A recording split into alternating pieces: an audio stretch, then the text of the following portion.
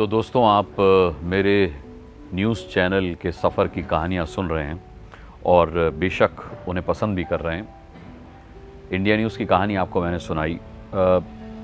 मैंने जब India news join किया था तो मैंने पेरोल पे ज्वाइन किया था और 1 महीने का नोटिस देना था नौकरी छोड़ने के लिए। उसमें साफ लिखा हुआ था कि भाई जब भी आपको नौकरी छोड़नी है आप 1 महीने का नोटिस देंगे। ये पेरोल पे चलता रहा, सैलरी मिलती रही। लेकिन जब रिटर्न फाइल करने की बात आई तो फिर मेरे सीए ने कहा कि यार तुम्हारा टैक्स बहुत कट रहा है, तो या तो इन्वेस्टमेंट और लाओ। अब इन्वेस्टमेंट तो मैक्सिमम थी, उससे ज़्यादा हो नहीं सकती थी। 80 GB में मतलब नहीं था कोई फर्जीवाड़ा करने का, कोई मन नहीं था, ना मेरा इस तरीके की कोई मंशा थी, ना मन था ना मंशा थी। तो मैंने कहा सर इससे ज़्यादा इन्वेस्टमेंट तो नहीं हो पाएगा। तो बोले यार अपनी कंपनी में बात करो, अगर वो तुम्हें कॉन्ट्रैक्ट पे रख लें तो उसमें कुछ टैक्स की सेविंग हो सकती है प्रोफेशनल फीस में। तो मैंने कहा अच्छा ठीक है मैं बात करता हूँ। इन द मीन टाइम मेरे पास कुछ बड़े चैनल से ऑफ़र आने शुरू हो गए थे, क्योंकि इंडिया न्यूज़ ऊपर उठने लगा था। और न्यूज़ चैनल्स का ये निज़ाम हुआ करता था कि भाई अगर कोई चैनल जैसे अच्छा कर रहा है तो किसकी वजह से अच्छा कर रहा है, अच्छा इसकी वजह से अच्छा कर रहा है तो इसको बुला लो। अब उसके पीछे 2 मंशा हैं। पहली मंशा तो ये होती है कि जो दी बेस्ट है मार्केट में वो हमारे पास होना चाहिए, और दूसरी मंशा शायद ये रहती होगी कि आप उस चैनल के दी बेस्ट को अगर अपने पास ले आएंगे तो वो चैनल वीक हो जाएगा, उसकी बैकबोन पर आप हमला कर देंगे और वो गिर पड़ेगा। ऑफर्स आ रहे थे और मैं दीपक जी को बताता था, मैंने कहा दादा फला जगह से ऑफर आया है। लेकिन मेरा जाने का कोई मन नहीं था किसी चैनल में। वो इसलिए नहीं था क्योंकि इंडिया न्यूज़ को हम बना रहे थे, उठा रहे थे, उसका मज़ा अलग था। जब मेहनत करते थे, नंबर आते थे, हम देखते थे कि भाई आज चैनल एक पायदान ऊपर गया, फिर एक पायदान और ऊपर गया, पार्टीज़ होती थी। बड़ी खुशी होती थी कि हम किसी चीज़ को बिल्डअप कर रहे हैं। 6-7 महीने के बाद जब मैंने दीपक जी से कहा दीपक जी ऐसे मेरे टैक्स की कटिंग ज़्यादा हो रही है और मैं चाहता हूँ कि अगर पॉसिबल हो तो कॉन्ट्रैक्ट में कन्वर्ट हो जाए पेरोल, तो मुझे टैक्स की बचत हो जाएगी। तो उन्होंने कहा अच्छा ठीक है मैं बात करता हूँ। अब देखिए साहब, एक फीडबैक तो ये था कि ये कभी भी जा सकता है, इसके पास बड़े चैनल से ऑफर आ रहे हैं, और दूसरा ये टैक्स बचाना चाहता है। कॉन्ट्रैक्ट तो बना, लेकिन कॉन्ट्रैक्ट बना 2 साल का, और उसमें प्रोविजन था कि 3 महीने का नोटिस आपको देना होगा या 3 महीने की सैलरी देके आप जा सकते हैं। मैंने इस पर आपत्ति की, मैंने कहा सर ये क्या है? तो बोले अरे ये तो सब ऐसी लिखा पढ़ी का मामला है और ऐसा कुछ नहीं है, तुम्हें जब जाना हो चले जाना। तो मैंने कहा सर ऐसा तो नहीं होना चाहिए। 3 साल का कॉन्ट्रैक्ट बनवाया गया था, जिसे मेरे कहने के बाद शायद 2 साल का कर दिया था, या 2 साल का था 1 साल का कर दिया, मैं थोड़ा सा कंफ्यूज हूँ, मैंने पेपर्स देखे भी नहीं। तो खैर मैं मरता क्या ना करता, मैंने कहा यार चलो ठीक है। मैंने वो कॉन्ट्रैक्ट साइन किया। जिसने ये कॉन्ट्रैक्ट बनाया था सीईओ साहब जो थे उस वक्त कंपनी के, वो कुछ समय के बाद छोड़ करके न्यूज़ नेशन चले गए। न्यूज़ नेशन जब वो चले गए तो चले गए, मेरा यहाँ वो त्रस्त होने वाला दौर शुरू हो गया था, जो पिछली कहानी में मैंने आपको बताया था कि रगड़म पट्टी मेरी शुरू हो गई थी कि सब कुछ अनुराग से करवाओ, सब कुछ अनुराग से करवाओ। और मैं जो हूँ अब चाह रहा था कि भाई न्याय की उम्मीद कहीं नहीं है, सबसे कह लिया कि भाई कम से कम 100 खबरें किसी और से पढ़वा लीजिए। जब कोई नहीं है या मेरे ऊपर प्रेशर नहीं है तो मैं पढ़ने को तैयार हूँ, सब कुछ करने को तैयार हूँ। लेकिन आप दीपक जी की डिबेट भी मुझसे करवाएंगे, आप शीतल राजपूत का जनगण मन भी मुझसे करवाएंगे, आप मेरी डिबेट भी मैं ही करूँगा, 100 खबरें भी मैं ही पढ़ूंगा, रेगुलर बुलेटिन भी मैं ही करूँगा, सिर्फ इस वजह से कि मैं करूँगा तो अच्छे नंबर आ जाएंगे। ये मुझे जस्टिफिकेशन नहीं लगा। मुझे लगा कि जब 8, 10, 12 एंकर्स का पैनल है तो सभी को मौका मिलना चाहिए। उन्होंने भी क्या गलती की है? किसी की कोई गलती नहीं, आपको हर एंकर को बराबर से मौका देना चाहिए। और जब मैंने छोड़ा तो दिया ना आपने, तो मेरे रहते क्यों नहीं? तो मेरी ये शिकायत थी, इस शिकायत की कहीं सुनवाई नहीं थी, तो मैंने कहा यार अब निकलना चाहिए। मेरा कॉन्ट्रैक्ट ख़त्म हो रहा था, मेरे ख्याल से 1 साल का कॉन्ट्रैक्ट था। वो कॉन्ट्रैक्ट ख़त्म हो रहा था, और जैसे ही वो कॉन्ट्रैक्ट ख़त्म हो रहा था तो उन सज्जन को जो न्यूज़ नेशन जा चुके थे, उन्हें इस बात का इल्म था कि ये कॉन्ट्रैक्ट इसका ख़त्म हो रहा होगा। उनका फ़ोन आया मेरे पास कि हाँ भाई तुम्हारा कॉन्ट्रैक्ट कब तक है? मैंने कहा सर ख़त्म हो रहा है बस 31 जनवरी को, शायद 31 जनवरी को ही ख़त्म हो रहा था। तो उन्होंने कहा देखो ऐसा है कि कॉन्ट्रैक्ट ख़त्म होने के बाद इस्तीफ़ा दो और यहाँ आ जाओ। अच्छा, सैलरी इंक्रीमेंट का ऑफ़र नहीं दिया उन्होंने मुझे। उन्होंने मुझे कहा कि मैं उस जंजाल से तुम्हें निकाल रहा हूँ, तो तुम आ जाओ मेरे पास। तो मैंने कहा सर बुरा लगेगा मैनेजमेंट को, क्योंकि सब मेरे बहुत अपने हैं, कार्तिक जी मेरे बड़े भाई जैसे हैं, दीपक को मैं दादा बोलता हूँ। बोले देखो भाई, प्रोफेशनल फील्ड में ना कोई दादा और कोई भाई नहीं होता, बी प्रोफेशनल। आपका कॉन्ट्रैक्ट ख़त्म हो गया, आप इस्तीफ़ा दीजिए, आप फ्री हैं, कॉन्ट्रैक्ट के बाद तो कोई जाम नहीं है, और आप यहाँ आ जाइए। अगर आपने 1 महीने कॉन्ट्रैक्ट एक्सटेंड कर लिया, यानी कॉन्ट्रैक्ट खत्म होने के बाद 1 महीना आप उसी संस्थान में रह गए, तो कॉन्ट्रैक्ट जो है ऑटो रिन्यूअल पे चला जाता है। ये उन्होंने मुझे समझाया। तो मैंने कहा अच्छा सर ठीक है। तो उन्होंने मुझे तरकीब बताई, बोले कि भाई ऐसा है, रात को 12 बजे के बाद इस्तीफ़ा देना और सुबह 11 बजे आ जाओ, तुम यहाँ ज्वाइन कर लो।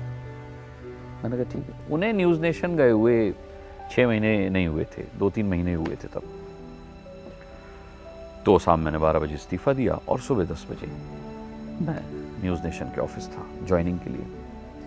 उन्होंने मुझसे कहा कि देखो, मैंने उनसे कहा कि भाई मैं रात को 12 बजे इस्तीफ़ा दे रहा हूँ, उसका एक्सेप्टेंस। बोले हमें एक्सेप्टेंस से क्या मतलब है, तुमने इस्तीफ़ा दिया, हमें उस बात से मतलब है। और दूसरी बात, एक्सेप्टेंस किस चीज़ का, जब कॉन्ट्रैक्ट ख़त्म हो चुका है तुम्हारा, तो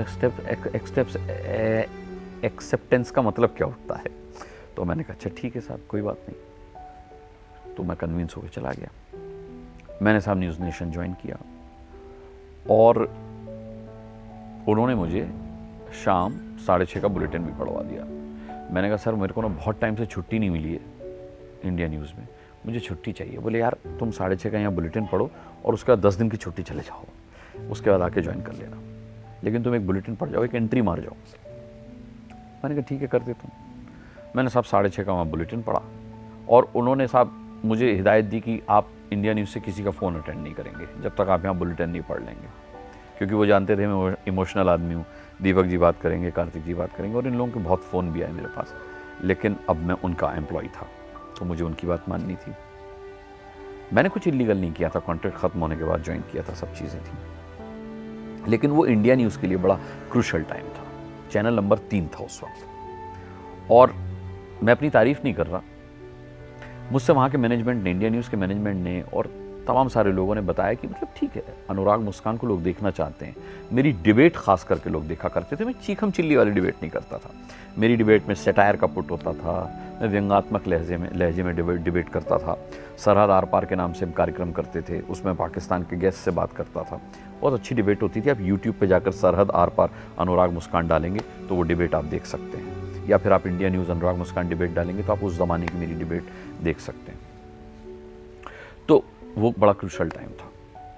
अब क्या हुआ साहब कि मुझसे संपर्क करने की कोशिश की गई इंडिया न्यूज़ से। मैं बुलेटिन पढ़ के अपने घर आ गया और उसके बाद मैंने फ़ोन रिसीव किया। तो मैनेजमेंट की तरफ से, इंडिया न्यूज़ के मैनेजमेंट की तरफ से ये कहा गया कि एक बार मिल लो, वापस मत आना।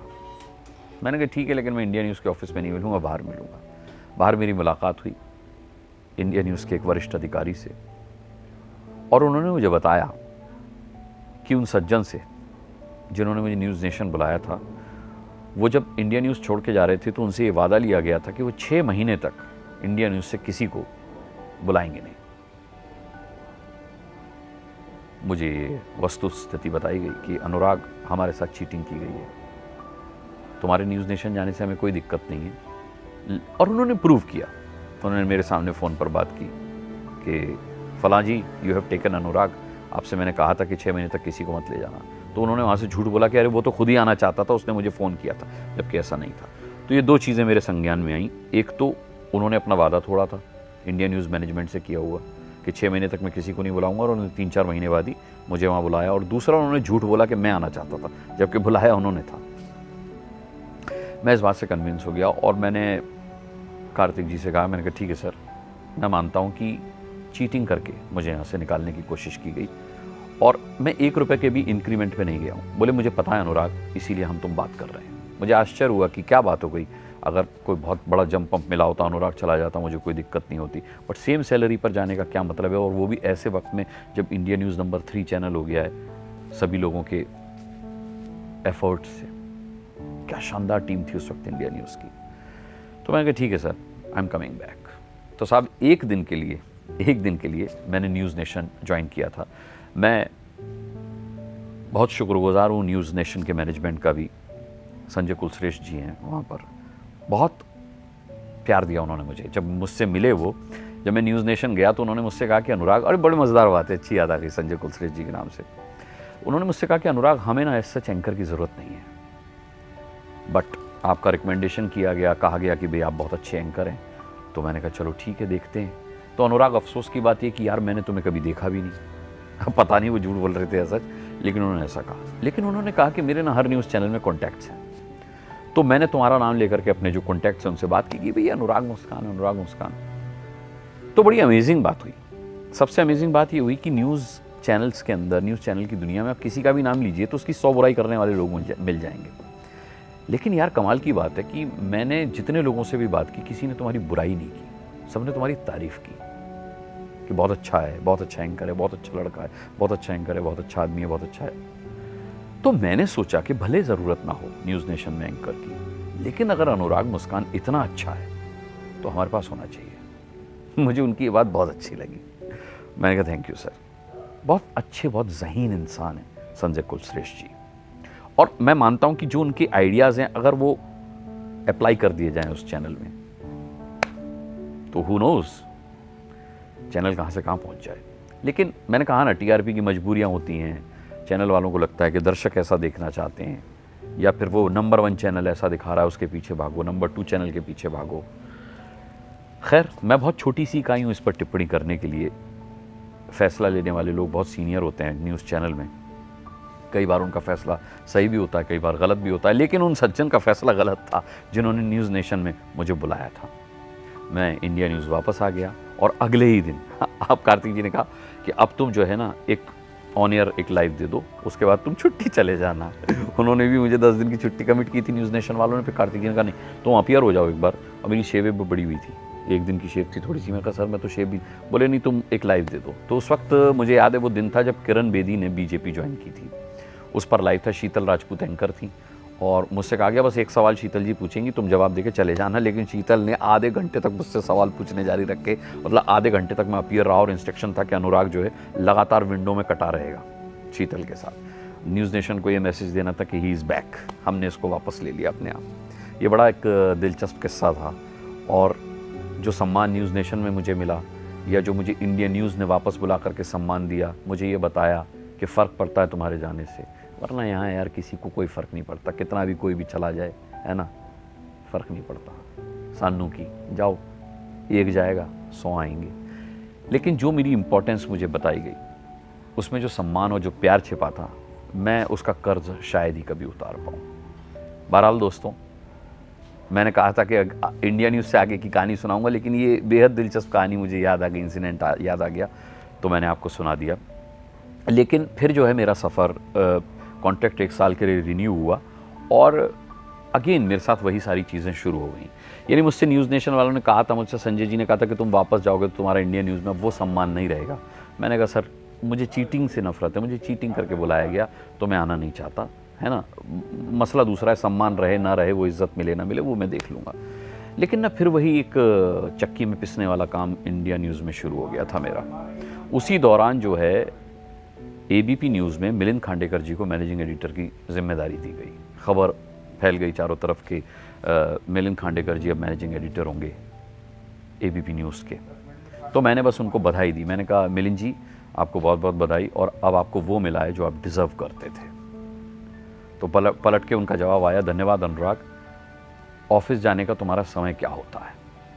और उनका ये मैसेज पढ़ करके मैंने अपनी वाइफ से कहा, मैंने कहा एबीपी न्यूज़ कॉलिंग। इसके बाद क्या हुआ, इसके आगे की कहानी अगले एपिसोड में आपको सुनाऊंगा दोस्तों। लेकिन वो सुनने के लिए आपको चैनल सब्सक्राइब करना होगा, ये वीडियो लाइक करना होगा, बेल आइकन प्रेस करना होगा, और अपना बहुत बहुत बहुत बहुत बहुत ख्याल रखना होगा। मैं अगली कहानी लेकर के यूं गया और यूं आया।